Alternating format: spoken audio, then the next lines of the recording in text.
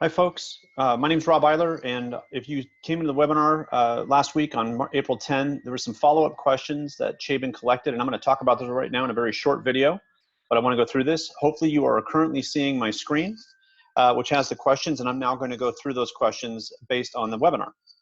So the first one was that U.S. stocks had their biggest week of gains since 1974. Is that justified? And the answer is it is, in the sense that investors have become more confident based on the policy movements and also what they think is the rollout of the U.S. economy over the next few months, and that the sort of the uncertainties are starting to become more certain, and that always helps investors. So they're justified in the sense we expect it to go up. The actual change in, let's say, the S&P 500 is never 100% justified by anything more than investor whim or confidence in the information they have. So other than that, the news is getting more predictable, not necessarily more positive. The second question is, isn't the flattening of the new infection curve deceptive because the logarithmic scale, or is this how epidemiologists usually look at this? It usually is how they look at it, because you're trying to look for when there's an inflection point. So if you make the more exponential movement linearized, you're able to see some more subtle movements than in an exponential curve. But the exponential curve will tell you basically the same story. All it's doing is making something that is non-linear, linear in a sense. What do you think about the introduction of so much new cash being forced into the market? What do you see as the short-term and long-term effects to inflation? Well, this has been the classic example when we saw the Great Recession of having fiscal and monetary policies combined. So we're now testing the hypothesis of putting that much cash into the economy. Will we have so much consumption, both business and consumer demand, rise in such a way to cause a lot more pressure on price from the demand side? We didn't really see that in the last round, and that's even with an enormous amount of liquidity on the table, because in some ways, based maybe on demography, based maybe on the slowness of our economy coming back and people getting jobs after the Great Recession, the consumer demand was just not there, and we saw an expansion of the number of goods available and the way we buy them in places like Amazon. So I am concerned about it. A good economist should be, with this much cash on the table again.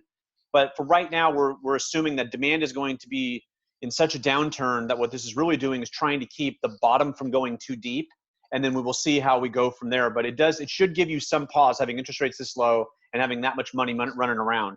Without a vaccine or treatment, how are we going to get back to any kind of a normal? When we start meeting again, we start seeing cases rise again, am I wrong? The answer is the vaccine is the 100% cleanser of this issue.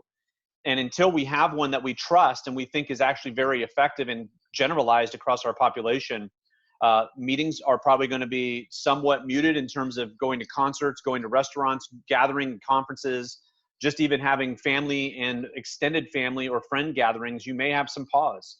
And that's also going to be an effect on consumption, both business and residential consumption. So we're watching that closely to see what the social policies are on the other side of this issue as we start to get the economy rolled back out and cooking again. Do you think more employees will rethink working from home now and possibly transition to some positions to work from home positions? There's no doubt that both employees and employers are going to think about it twice. And what's the other dynamic in this is people thinking about where their kids are going to be for school. If your child is potentially going to be at home learning and you don't have inexpensive childcare options, you may really lobby your employer, assuming your job is portable, to stay home with your child. The trick is not every job is portable. So the game there is how many employers are going to provide that flex, how many employees are going to want that flex, how many employees are going to have to demand that flex given the other parts of their lives, and what percentage of the economy is actually portable in such a way the productivity level stays the same. So, you work for an amusement park, you can't bring that amusement park home. So that type of work is not necessarily portable as somebody who maybe does computer coding and can basically, with a large enough bandwidth, do most of the same thing they would do at the office at home. A lot of it also is the sort of synergistic aspects of being in the same place and being productive. More working from home, how will this change property markets? Less office space and more residential space will be in demand. There's no doubt if we have some sea change of people who otherwise would occupy office space now working from home, it is likely to change renovation demand for the positive, potentially housing markets for the positive, because people will look at that in a dual way and potentially be subsidized to stay at home to reduce the cost of office space under uncertain conditions about how we gather otherwise, which could also help boost residential property markets, commercial property markets. If there's any change at all that's generalized, or even, let's say, 10 or 15% of one type of market, let's say down in Silicon Valley, says go ahead and work from home because we don't want to roll the dice, that could easily sway commercial real estate markets in ways that we have not seen before, because that would definitely be a structural change in that market. We'll see how that goes. like I said, the last question, one of the biggest questions we're going to have, sort of, if you think about it socioeconomically, is do we have as much productivity at home as we do at work? And if we think home is less productive, businesses may be very reticent to allow people in mass to telecommute from their homes on a full schedule. It might be more of a hybrid where it still provides a reason to have as much commercial real estate around.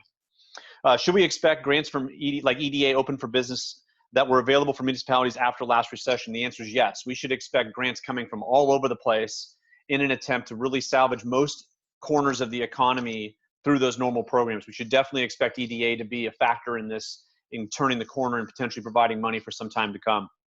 Hard time to find needed essential workers as unemployment insurance is making it a better deal to stay home. We need drivers, food workers, admin, and caregivers.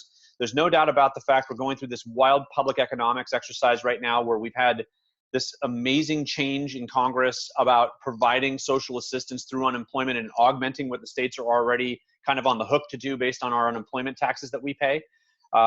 Whether that's a better deal for a large or small amount of the economy depends on the wage structure you have. If your wages are relatively low for, let's say, 20% of the economy, there may be a better deal for these folks to just simply stay at home rather than go to work. But that usually is short-lived. Most economists will tell you that relatively high levels of unemployment insurance will provide a short-term change in worker behavior, but not necessarily a long, because the other things that come with work, whether it be better sense of self, getting out and having a job, for the dynamics of what it does for your career, potentially the benefits packages that might come with that, though not every industry provides benefits. There's some sum of parts that economists feel like that after, let's say, 6 months off of work, you're going to want to go back regardless. And that's a game that we're going to play out the next few months and potentially the next couple of years as people maybe take the ride all the way to December 31 in terms of the benefits and then try to figure out what they're going to do. And then finally, why don't we implement split shifts and minimize employees on site to allow social distancing? Assume that stuff is going to happen. It's also going to be a combination of the answer to the last question is, what are we going to do where we're struggling to find workers? If you need to increase wages to reattract those folks, I think people will come off the unemployment line, but you may also have to offer them more money simply for them to take on a shift that's not a normal time period. But you're going to have to do that from a social standpoint. So that game is going to get played in a lot of different industries. The restaurant industry is going to probably be the most intriguing one and maybe the most troubling one, in the sense that restaurants generally want to serve food when people want to eat. They're not going to have the restaurant open at 3 a.m. because they don't want to have to sweat the social distancing piece. So it'll be intriguing in food services across the board how they play out that question. Folks, thanks for your time. I appreciate it. And stay healthy out there. And I'll hopefully see you at the next webinar. Bye-bye.